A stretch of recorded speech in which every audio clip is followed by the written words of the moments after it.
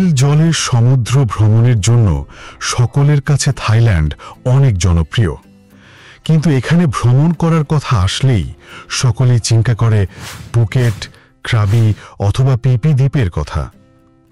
আজ আপনাদের এমন এক দ্বীপ ঘুরতে নিয়ে যাব যেখানে খুব কম খরচে বাজেট, আরও থাকবে ভ্রমণ নিয়ে বিস্তারিত তথ্য ও পরামর্শ।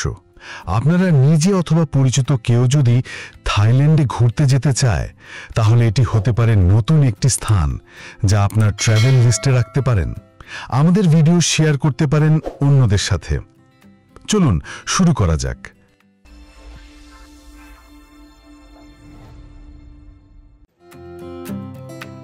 সবাইকে থাইল্যান্ডের ক চাং দ্বীপের নতুন ভিডিওতে স্বাগতম। আজ আমরা চলে এসেছি একটি ফেরি ঘাটে। এটি মূলত দ্বীপে যাওয়ার একমাত্র সহজ মাধ্যম। আমরা যে দ্বীপটিতে ঘুরতে যাচ্ছি তার নাম ক চাং বা হাতির দ্বীপ।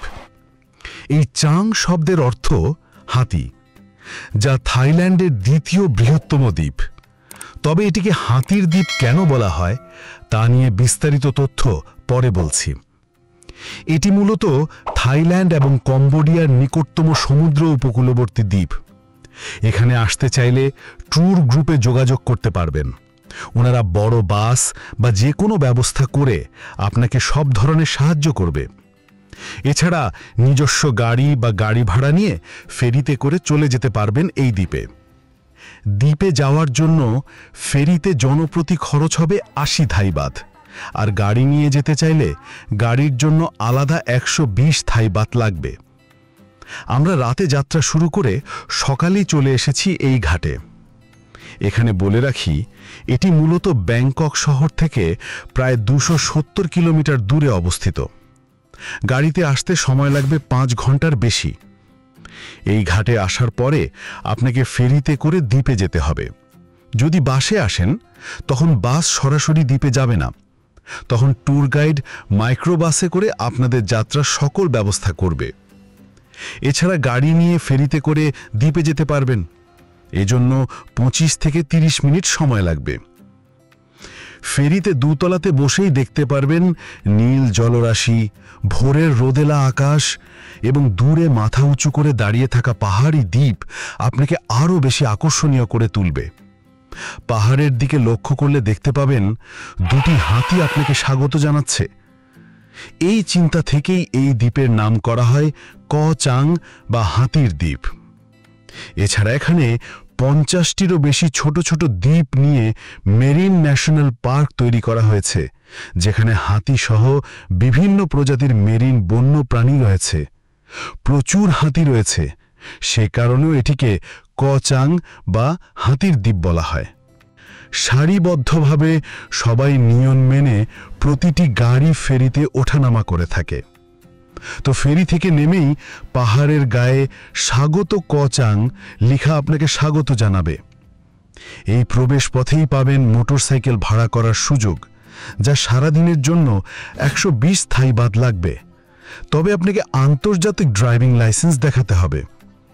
পাবেন ট্যুর প্যাকেজের জন্য সকল তথ্যসহ বুকিং সুবিধা। চাইলে কম্বোডিয়াতে সমুদ্র পথেও যেতে পারবেন যদি ভিসা থাকে। স্কুবা ড্রাইভ সহ আপনি যেমন সুবিধা নিতে চান সবই পাবেন এখানে। তবে আবহাওয়া খারাপ থাকার কারণে আমরা স্কুবা ডাইভ করতে পারিনি। এই ফেরি টার্মিনাল থেকে আমরা সরাসরি চলে যাই আমাদের হোটেলে। সমুদ্রের পাশ দিয়ে চক্রাকার রাস্তায় গাড়ি চালিয়ে আপনি ফেরি টার্মিনালে চলে যেতে পারবেন। আমরা চলে এসেছি হোটেলে। সেখানে আমাদের জিনিসপত্র হোটেলে নেওয়ার জন্য আগে থেকেই প্রস্তুত ছিল লোক। আমাদের রুম ছিল ঠিক সমুদ্রের পানির উপর, যেখানে সরাসরি আপনি বড়শি দিয়ে মাছ মারার চেষ্টা করতে পারবেন, যদিও এটি অনেক কঠিন কাজ। হোটেল রুম নিয়ে আর কিছু বলবো না এই ভিডিওতে। তো রুমে একটু রেস্ট নিয়ে আমরা চলে যাব দুপুরে ভিউ পয়েন্ট দেখতে, তা ভ্রমণ শেষে সি বিচে গোসল করতে। এই দ্বীপটিতে অনেকগুলি সি বিচ রয়েছে। যেহেতু এই দ্বীপটির দৈর্ঘ্য ৩০ কিলোমিটার এবং এর প্রস্থ ১৪ কিলোমিটার, তাই সেখানে পর্যটকদের জন্য নানা ধরনের প্রাকৃতিক সৌন্দর্য উপভোগ করার সুযোগ রয়েছে। এখানে বলে রাখি, আমাদের এই দ্বীপে যাত্রা মোট 3 দিন 2 রাতের প্যাকেজ। প্রথম দিন এই দ্বীপে ফেরিতে এসে হোটেলে চেক ইন করে সি বিচ এবং ভিউ পয়েন্টে ভ্রমণ। দ্বিতীয় দিন আমাদের মূল আকর্ষণ 4টি দ্বীপ ভ্রমণের মাধ্যমে সমুদ্রের নিচে দেখা। আর তৃতীয় দিন এই দ্বীপের সুস্বাদু ডুরিয়ান ফলের স্বাদ গ্রহণ, শপিং করা এবং ফেরিতে করে ব্যাংকক ফিরে যাওয়া। এই 2 রাত 3 দিনের প্যাকেজ 2500 থাই বাত জনপ্রতি খরচ হবে, যেখানে হোটেল বুকিং, সকাল, বিকাল এবং রাতের খাবার সহ।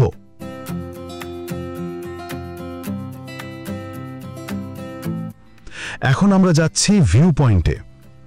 এই দ্বীপের পাহাড়ি রাস্তায় সাবধানে চলাচল করতে হবে। আপনি ছোট ছোট পিকআপ ভ্যানে লোকাল বাস সার্ভিস নিতে পারবেন। এই ভিউ পয়েন্ট থেকে আমাদের প্রথম দিনের যাত্রা শুরু।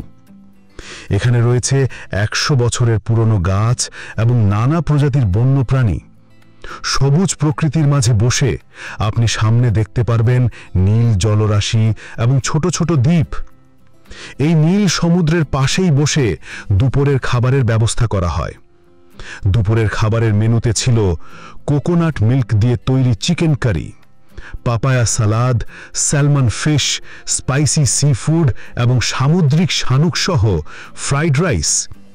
আর খাওয়া শেষ করে সবুজ পাহাড়ের কোল জুড়ে তৈরি হওয়া সাদা বালি এবং নীল জলের সাথে মিতালি উপভোগ করা।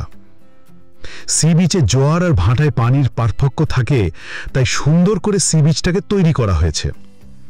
এমনভাবে ঘাট বাঁধানো হয়েছে যাতে পানির স্রোতে কোনো ক্ষতি না হয়। এখানে নীল জলের পরিষ্কার পানিতে স্নান করার সময় আপনার চোখ এবং মন দুটোই জুড়িয়ে যাবে।